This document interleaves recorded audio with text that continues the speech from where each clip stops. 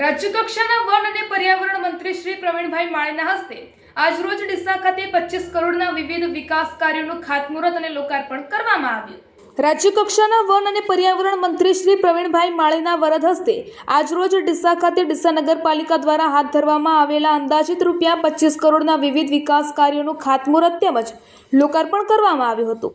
राज्य सरकारना सहयोगथी ડીસા नगरपालिका विस्तारमां अंदाजित रूपिया 25 करोड़ना विविध विकास कार्यों लोकार्पण तथा खातमुहूर्त करवामां आव्युं हतुं।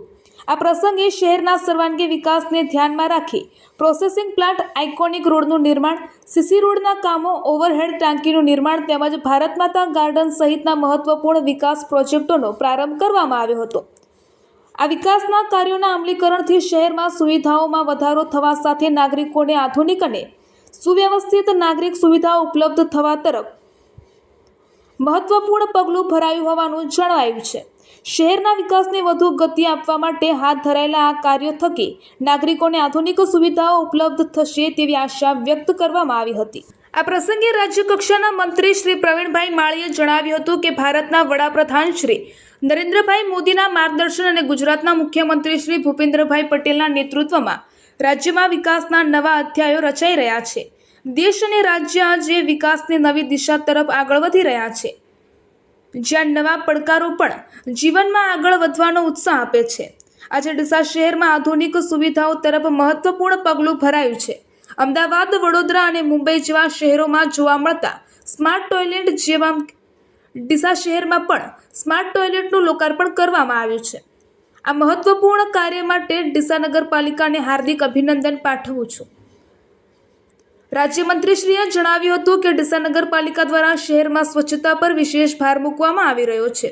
शहेरना दरेक वोर्डमां 100% सफाई थाय ते माटे कराववामां आवेला प्रयासो प्रशंसनीय छे। आ उपरांत नगरपालिका द्वारा लगभग 1 लाख ચોરસ फूट विस्तारमां भारत माताना प्रथम फेजनुं लोकार्पण करवामां આવ્યું હતું, જે શહેર માટે ગૌરવની વાત છે।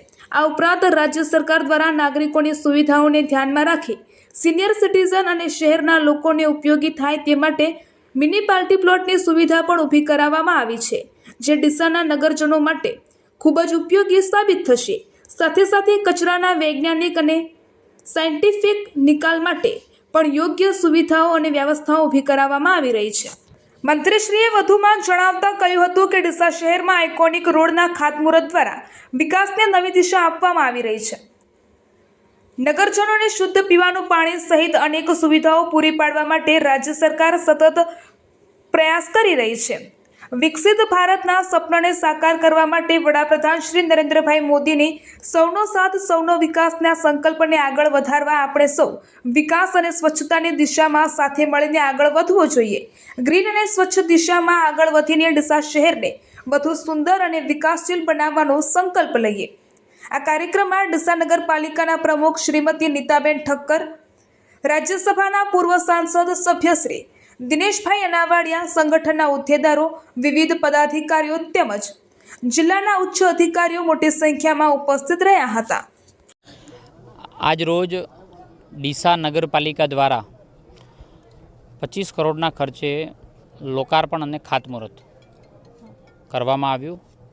એમાં ખાસ કરીને આજે આપણે ભારત માતા પાર્ક એટલે ભારત સરકારની જે અમૃત હેઠળ યોજના છે તેની અંદર જે શહેરોની અંદર ગાર્ડન બનાવવાના થતા હોય છે, એમાં આજે ભારત માતા પાર્કનું લોકાર્પણ, એની સાથે સાથે સફાઈ ઉપર ભાર આપવામાં આવ્યો છે। એની સાથે વિવિધ રોડોના આઇકોનિક રોડ, જનભાગીદારીના રોડો, તેમાં સ્કાડા સિસ્ટમ જેવી અનેક વસ્તુઓનું આજે ખાતમુહૂર્ત અને લોકાર્પણ કરવામાં આવ્યું છે। હું નગરપાલિકાની તમામ ટીમને અભિનંદન આપું છું કે આ લોકાભિમુખ જે કામો પ્રજા માટે જે કરી રહ્યા છે, ભૂપેન્દ્રભાઈના નેતૃત્વની અંદર આ કામો ડીસા નગરપાલિકા આગળ વધારી છે, તો તેમની આખી ટીમને હું હૃદયપૂર્વકના અભિનંદન આપું છું। ડીસાની અંદર સ્માર્ટ ટોયલેટ બન્યું છે, એ ઉત્તર ગુજરાતનું પ્રથમ સ્માર્ટ ટોયલેટ છે, એ વિશે શું કહેશો? ડીસા નગરપાલિકાએ છેલ્લા ઘણા સમયથી સફાઈ ઉપર બહુ ભાર આપ્યો છે અને જે રીતે પ્રજા સ્માર્ટ છે એવી રીતે સ્માર્ટ ટોયલેટ પણ હોવા જોઈએ, સ્માર્ટ રોડ પણ હોવા જોઈએ, ગાર્ડન પણ સ્માર્ટ હોવા જોઈએ, એ પ્રકારેનું આયોજન કરી રહી છે। તો આજે એના ભાગરૂપે આજે એક સ્માર્ટ ટોયલેટનું પણ આજે લોકાર્પણ થયું છે। ઉત્તર ગુજરાતમાં